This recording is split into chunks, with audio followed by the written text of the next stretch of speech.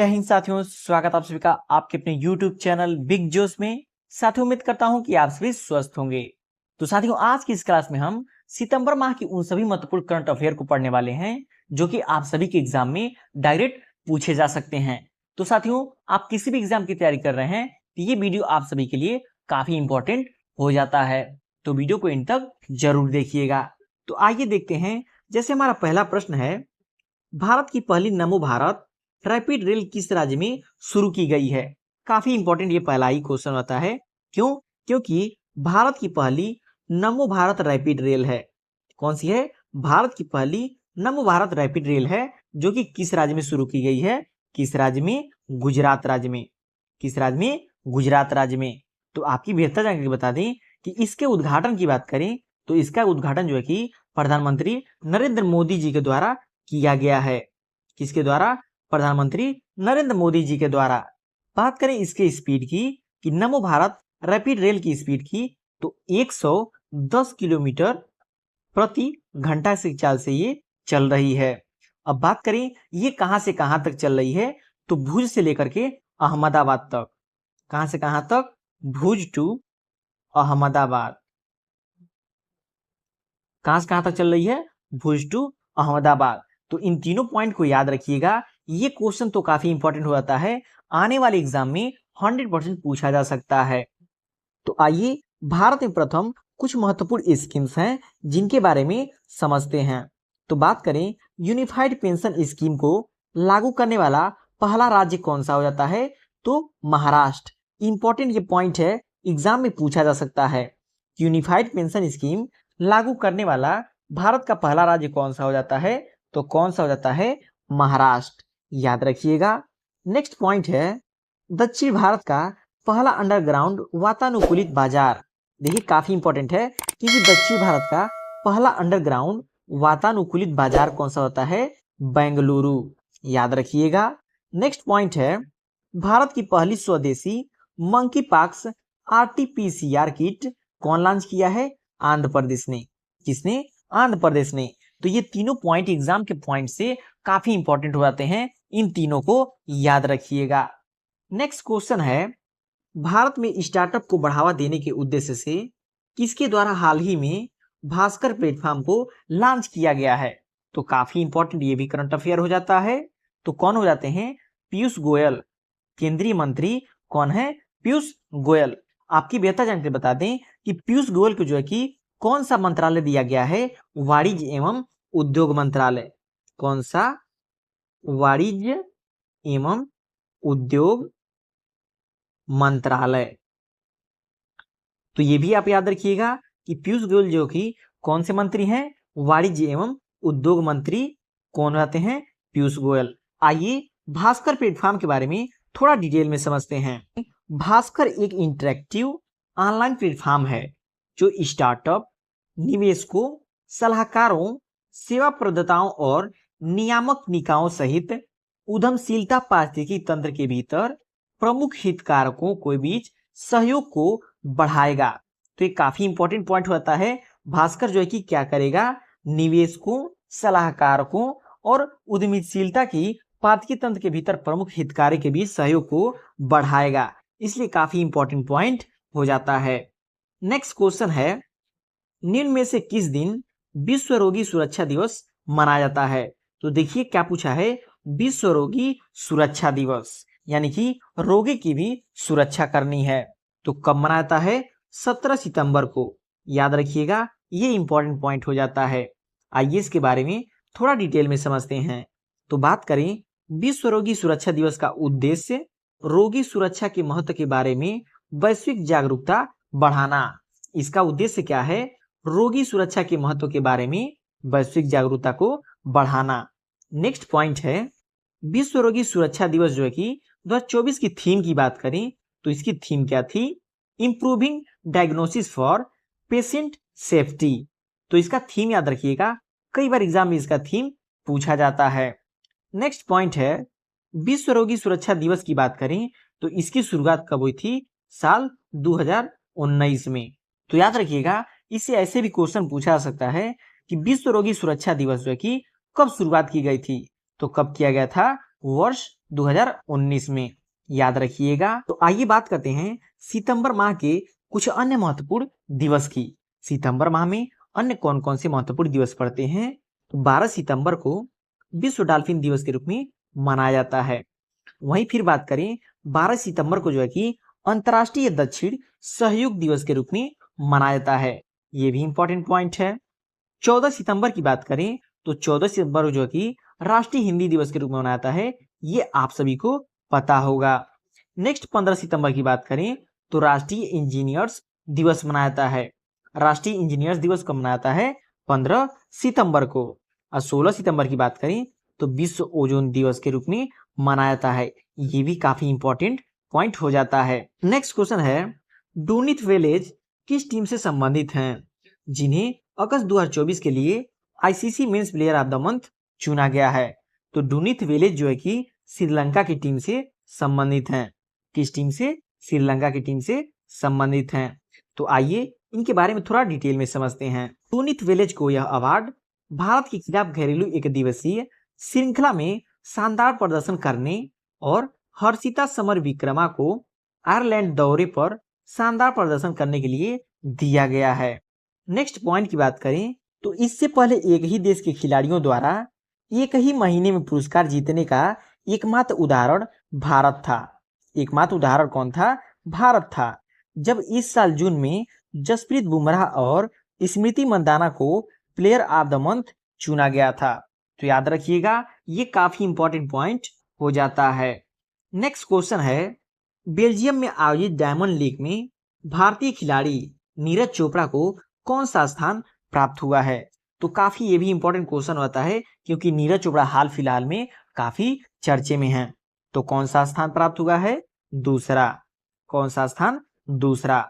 तो आपकी बेहतर जानकारी बता दें, नवदीप सिंह जो है कि पैरालंपिक 2024 में गोल्ड मेडल जीते हैं। इनसे देखिएगा एक क्वेश्चन जरूर पूछा जाएगा क्योंकि ये भी जो है कि भाला फेंक खेल से संबंधित हैं। तो नवदीप सिंह को भी याद रखिएगा। आइए इनके बारे में थोड़ा डिटेल में समझते हैं। भारत के शीर्ष भारतीय भाला फेंक एथलीट नीरज चोपड़ा ने ब्रुसेल्स में डायमंड लीग फाइनल में 87.86 कितना 87.86 मीटर के सर्वश्रेष्ठ थ्रो के साथ दूसरा स्थान प्राप्त किया है। वहीं बात करें पेरिस ओलंपिक के कांस्य पदक विजेता एंडरसन पीटर्स ने भाला 87.87 मीटर की दूरी तक फेंककर शीर्ष स्थान हासिल किया है। वहीं नेक्स्ट पॉइंट की बात करें तो नीरज चोपड़ा जो कि लगातार दूसरे साल डायमंड लीग में उप विजेता रहे हैं। तो ये पॉइंट काफी इंपॉर्टेंट हो जाता है, इसको आप नोट कर लीजिएगा। नेक्स्ट क्वेश्चन है, चक्रवाती यागी द्वारा प्रभावित म्यांमार, लाओस और वियतनाम के हेनरी विडिंगटन के लिए भारत ने कौन सा ऑपरेशन शुरू किया है? तो देखिए साथियों, आप सभी के एग्जाम में ऑपरेशन से संबंधित एक क्वेश्चन तो 100% पूछा जाएगा, लेकिन ये करंट का है, इसको पूछे जाने की संभावना अत्यधिक है। तो चक्रवाती यागी द्वारा प्रभावित म्यांमार, लाओस और वियतनाम के हेनरी विडिंगटन के लिए भारत ने जो है कि ऑपरेशन क्या चालू किया है? सद्भाव। कौन सा? ऑपरेशन सद्भाव। तो याद रखिएगा। आइए इसके बारे में थोड़ा डिटेल में समझते हैं। तो अन्य ऑपरेशन की बात करें तो अन्य ऑपरेशन कौन कौन से इंपॉर्टेंट हो जाते हैं? ऑपरेशन पोलो काफी इंपॉर्टेंट है, जो कि किससे संबंधित है? हैदराबाद से। और ऑपरेशन पोलो कब चलाया गया था? 1948 ईस्वी में। इंपॉर्टेंट पॉइंट है, याद रखिएगा। इस बात करें ऑपरेशन विजय की, तो ये कब चला गया था? 1961 ईस्वी में, गोवा, दमन और दीव के लिए। बात करें ऑपरेशन देवी शक्ति की, काफी इंपॉर्टेंट पॉइंट है, एग्जाम में पूछा जा सकता है। तो कब चला गया था? 2021 में, अफगानिस्तान से भारतीयों को बचाने के लिए। नेक्स्ट है ऑपरेशन गंगा। ऑपरेशन गंगा कब चला गया था? 2022 ईस्वी में, यूक्रेन में फंसे भारतीयों को निकालने के लिए। तो देखिए इन सभी ऑपरेशन से आप सभी के एग्जाम में एक क्वेश्चन तो 100% पूछा ही जाएगा, तो इन सभी को याद रखिएगा। नेक्स्ट क्वेश्चन है, मलेशियाई संघ की स्थापना के उपलक्ष्य में किस दिन मलेशिया दिवस मनाया जाता है? किस दिन मनाया जाता है? 16 सितंबर को। किस दिन? 16 सितंबर को। आइए इसके बारे में थोड़ा डिटेल में समझते हैं। तो बात करें मलेशिया के बारे में, तो मलेशिया की राजधानी क्या होती है? कुआलालंपुर। मुद्रा की बात करें तो मुद्रा होती है मलेशियाई रिंगिट। आधिकारिक भाषा की बात करें तो मलेशिया की आधिकारिक भाषा क्या होती है? मलय। प्रधानमंत्री की बात करें कि मलेशिया के प्रधानमंत्री कौन है? अनवर इब्राहिम।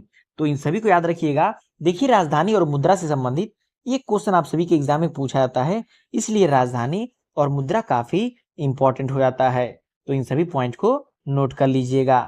नेक्स्ट क्वेश्चन है, सलीम इम्तियाज अंतर्राष्ट्रीय क्रिकेट अंपायर बनने वाली किस देश की पहली महिला हैं? तो देखिए, ये पहली महिला हैं, इसलिए काफी इंपॉर्टेंट क्वेश्चन हो जाता है। जो भी पहला होता है वो काफी इंपॉर्टेंट क्वेश्चन हो जाता है। तो कहाँ की हैं? पाकिस्तान की। तो आइए इसके बारे में थोड़ा डिटेल में समझते हैं। तो सलीमा इम्तियाज यह पद प्राप्त करने वाली पहली पाकिस्तानी महिला बन गई हैं। महिलाओं के द्विपक्षीय अंतर्राष्ट्रीय मैचों और आईसीसी महिला प्रतियोगिता में अंपायरिंग कर सकेंगी। तो काफी ये इंपॉर्टेंट पॉइंट हो जाता है कि सलीमा इम्तियाज यह पद प्राप्त करने वाली पहली पाकिस्तानी महिला बन गई हैं। नेक्स्ट पॉइंट है, सलीमा पहली बार पाकिस्तान और दक्षिण अफ्रीका के बीच शुरू होने वाली T20 सीरीज में अंपायरिंग करेंगी। तो देखिएगा, इन सभी पॉइंट से एक क्वेश्चन आप सभी के एग्जाम में पूछा जा सकता है। तो इन सभी पॉइंट को नोट कर लीजिएगा। बात करें अंतर्राष्ट्रीय क्रिकेट परिषद की, बात करें अंतर्राष्ट्रीय क्रिकेट परिषद की, आईसीसी इंटरनेशनल क्रिकेट क्लब की, तो इसकी स्थापना कब हुई थी? 15 जून 1909 ईस्वी को। कब हुई थी? 15 जून 1909 ईस्वी को। अंतर्राष्ट्रीय क्रिकेट परिषद की मुख्यालय की बात करें तो इसका मुख्यालय कहाँ होता है? दुबई, संयुक्त अरब अमीरत। चेयरमैन कौन आते हैं? जय शाह। 1 दिसंबर से जो है कि अपना पद संभालेंगे। देखिए, काफी इंपॉर्टेंट पॉइंट हो जाता है, क्योंकि आप सभी के एग्जाम में पूछा जा सकता है कि हाल फिलहाल में आईसीसी के चेयरमैन कौन है? तो जय शाह हो जाते हैं। सीईओ की बात करें तो जियोफ एलार्डिस हो जाते हैं। उपाध्यक्ष की बात करें तो इमरान ख्वाजा हो जाते हैं। तो इन सभी पॉइंट को याद रखिएगा। जीएस में इससे क्वेश्चन आप सभी के एग्जाम में पूछे जा सकते हैं। वीडियो की क्वालिटी आपको कैसा लग रहा है कमेंट करके जरूर बताइएगा, और वीडियो पसंद आ रहा हो तो वीडियो को लाइक और शेयर करके चैनल को सब्सक्राइब जरूर कर लीजिएगा। तो आइए देखते हैं। नेक्स्ट क्वेश्चन है, निम्न में से किस शहर में ग्लोबल बायो इंडिया समिट के चौथे संस्करण का आयोजन किया गया? किस शहर में? नई दिल्ली में। किस शहर में? नई दिल्ली में। और ये कब से कब तक चला? 12 से 14 सितंबर तक चला है। क्या? ग्लोबल बायो इंडिया समिट का चौथा संस्करण। और ये भी याद रखिएगा, यह कौन सा संस्करण था? तो चौथा संस्करण था। तो देखिए, क्वेश्चन से भी कभी कभी एक आध आंसर आपको मिल जाता है। आइए इसके बारे में थोड़ा डिटेल में समझते हैं। तो भारत की बायोटेक क्षमता को प्रदर्शित करने वाले चौथे ग्लोबल बायो इंडिया समिट की थीम की बात करें तो थीम क्या थी? Biotech innovation.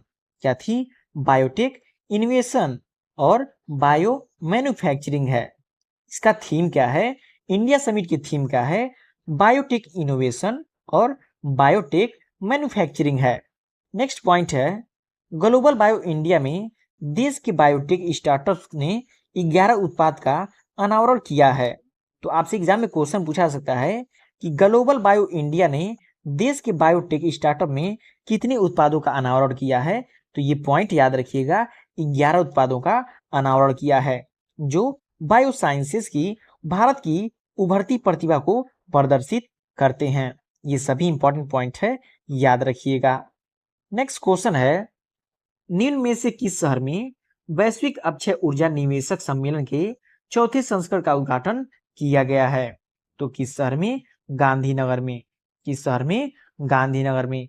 आइए इसके बारे में थोड़ा डिटेल में समझते हैं। तो प्रधानमंत्री मोदी ने गुजरात के गांधीनगर में चौथे इन्वेस्ट शिखर सम्मेलन का उद्घाटन किया है। इसमें भारत की 200 गीगावाट से अधिक, इतनी 200 गीगावाट से अधिक गैर जीवाश्म ईंधन क्षमता की उपलब्धि को दर्शाया गया है। प्रधानमंत्री नरेंद्र मोदी ने हरित भविष्य के प्रति भारत के प्रतिबद्धता को जोर दिया है। नेक्स्ट पॉइंट है, प्रधानमंत्री नरेंद्र मोदी ने हरित भविष्य के प्रति भारत की प्रतिबद्धता पर जोर दिया, क्योंकि पेरिस जलवायु लक्ष्यों को पूरा करने वाला यह G20 राष्ट्र है। तो इन सभी पॉइंट को याद रखिएगा, आपसे एग्जाम में पूछा जा सकता है। नेक्स्ट क्वेश्चन है 16 सितंबर 2024 को निम्न में से किस देश 50वां नेक्स्ट क्वेश्चन है 16 सितंबर 2024 को निम्न में से किस देश 50वां स्वतंत्रता दिवस मनाया गया है। 16 सितंबर 2024 को जो है कि किस देश ने अपना 50वां स्वतंत्रता दिवस मनाया है। तो किस देश ने? पपुआ न्यू गिनी ने। किस देश ने? पपुआ न्यू गिनी ने। आइए इसके बारे में थोड़ा डिटेल में समझते हैं। तो पपुआ न्यू गिनी की बात करें तो पपुआ न्यू गिनी की राजधानी क्या होती है? Port Moresby. राजधानी क्या होती है? Port Moresby. आधिकारिक भाषाएं की बात करें तो आधिकारिक भाषाएं क्या क्या हैं? टोक पिसिन, अंग्रेजी, हिरीमोटू, पपुआ न्यू गिनी सांकेतिक भाषा। मुद्रा की बात करें तो पपुआ न्यू गिनी कीना। प्रधानमंत्री कौन है? जेम्स मार्पे। तो साथियों देखिए, आप सभी के एग्जाम में राजधानी और मुद्रा से एक एक क्वेश्चन जरूर पूछाता है, तो इसका भी राजधानी को डबल स्टार मार्क कर लीजिएगा और मुद्रा को भी डबल स्टार मार्क कर लीजिएगा। एग्जाम में पूछा जा सकता है क्योंकि करंट का ये क्वेश्चन है। नेक्स्ट क्वेश्चन है निम्न में से किसने हाल ही में आयोजित बेल्जियन इंटरनेशनल 2024 का खिताब जीता है? तो किसने जीता है? अनमोल खरब ने। किसने? अनमोल खरब ने। तो भारत की बैडमिंटन स्टार अनमोल खरब ने ल्यूवेन में बेल्जियम इंटरनेशनल 2024 में महिला एकल स्पर्धा का खिताब जीता है। यह उनका पहला सीनियर अंतर्राष्ट्रीय खिताब है, इसलिए इंपॉर्टेंट होता है क्योंकि यह उनका जो है कि पहला सीनियर अंतर्राष्ट्रीय खिताब है। नेक्स्ट पॉइंट है 17 वर्षीय बैडमिंटन खिलाड़ी अनमोल खरब ने फाइनल में डेनमार्क की आमली सुल्ज को 24-22, 12-21, 21-10 से हराया है। तो काफी ज्यादा अंतरों से हराया है, ये पॉइंट इंपॉर्टेंट हो जाता है।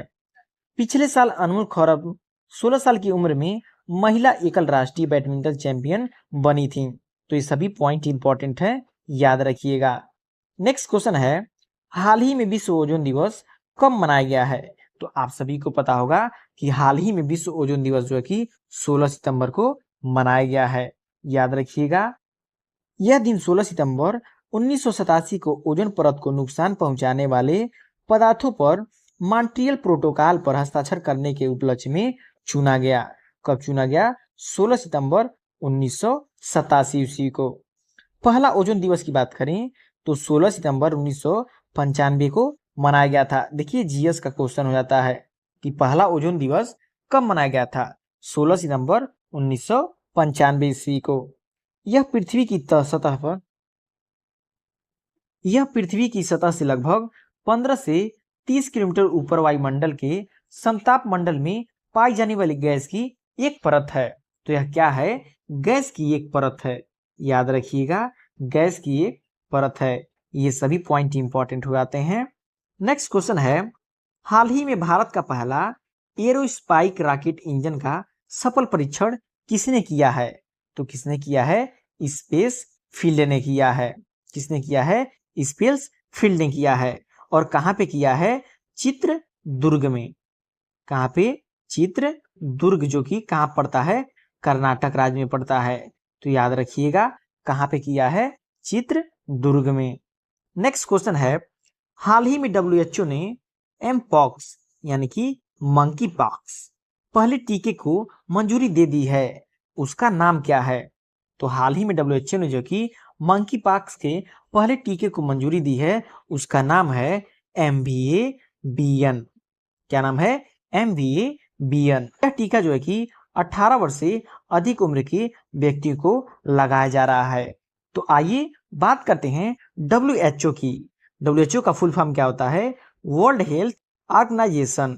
कई बार देखिए फुल फॉर्म भी एग्जाम में पूछ देता है कि WHO का फुल फॉर्म क्या है? World Health Organization. जिसकी स्थापना की बात करें तो इसकी स्थापना 7 अप्रैल 1948 को किया गया था।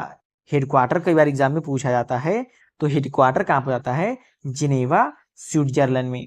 तो इस सभी को याद रखिएगा, जीएस में ये क्वेश्चन आप सभी से पूछे जाते हैं। वीडियो की क्वालिटी आपको कैसा लगा कमेंट करके जरूर बताइएगा, और वीडियो पसंद आया तो वीडियो को लाइक करके चैनल को सब्सक्राइब जरूर कर लीजिएगा।